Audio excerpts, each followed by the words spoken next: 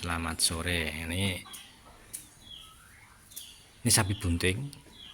Nah, harus waspada kawan-kawan ya, teman-teman peternak. Ini mungkin sakit atau mungkin saya tidak tahu sejarahnya. Tapi sapi bunting begitu keluar lendir seperti ini, dipastikan ini sebentar lagi anaknya akan keluar. Nah, ini tidak normal nih lendirnya, merah. Ada merah perdarahan, bening ya. Terus indukannya lemah kayak gini. Ada beberapa faktor. Yang pertama mungkin dia pernah sakit demam tinggi ya, atau mungkin jatuh, nah, bisa. Terus apa lagi ya, mungkin penanganan yang salah.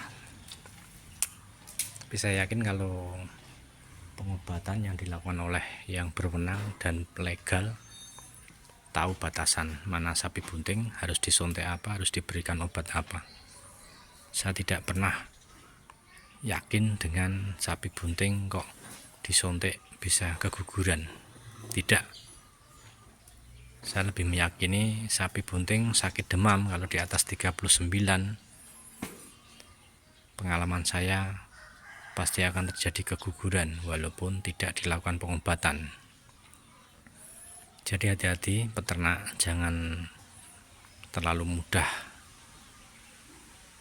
katanya ya. Ini sebagai medis itu ada obat tertentu memang yang justru dibuat untuk menggugurkan kandungan dengan alasan untuk menyelamatkan induk atau menyelamatkan anak atau menyelamatkan dua-duanya ya. Jadi hati-hati dalam menangani sapi bunting, baik peternak maupun petugas. Tapi saya yakin bila kita paham, ada ilmunya, tidak akan kejadian pengobatan terus menyebabkan keguguran. Tidak. Yang saya alami bila demam tinggi di atas 39 sampai 40, seperti demam 3 hari atau sakit-sakit tertentu yang disertai demam, bila demam tinggi kemungkinan besar akan terjadi keguguran. Keguguran sendiri banyak faktor. Satu, sapi demam tinggi, kemudian mungkin terjatuh, terguling, traumatik.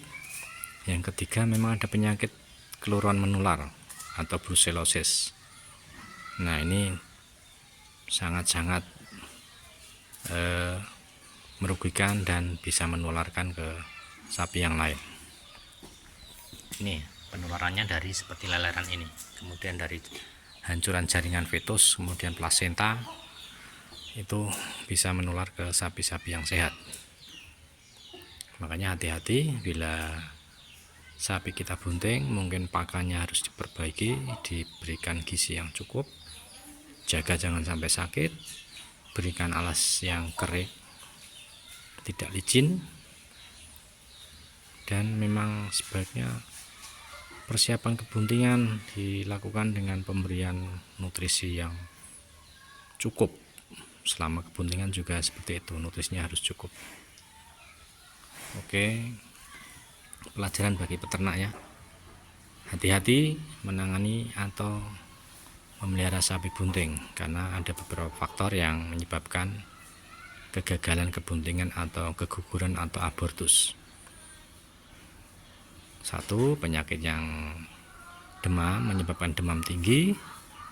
Kemudian kedua, bisa karena penyakit infeksius yang memang spesifik mengakibatkan kegagalan kebuntingan atau keguguran atau abortus.